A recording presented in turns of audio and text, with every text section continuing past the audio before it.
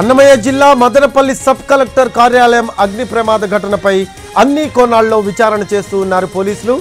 వ్యవహారం మొత్తం మాజీ మంత్రి పెద్దిరెడ్డి అనుచరుల చుట్టే తిరుగుతూ ఉంది.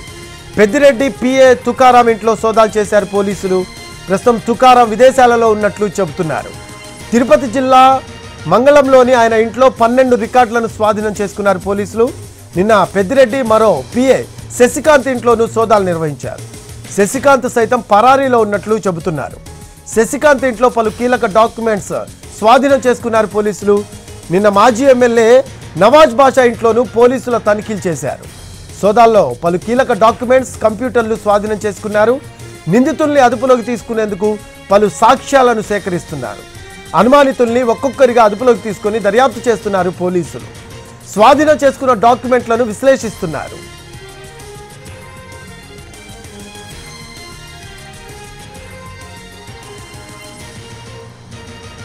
మాజీ మంత్రి పెద్దిరెడ్డి రామచంద్రారెడ్డి అనుచరులను కూడా అదుపులోకి తీసుకొని విచారిస్తున్నారు పోలీసులు. పెద్దిరెడ్డి ముఖ్య అనుచరుడు మాధవ్ రెడ్డి ఇప్పటికే పరారీలో ఉండగా ఆయన కోసం వెతుకుతున్నారు పోలీసులు. మరోవైపు ఫైర్ సేఫ్టీ అధికారులు సైతం సబ్ కలెక్టర్ కార్యాలయంలో ఎలాంటి షార్ట్ సర్క్యూట్ జరగలేదని చెబుతూ ఉన్నారు.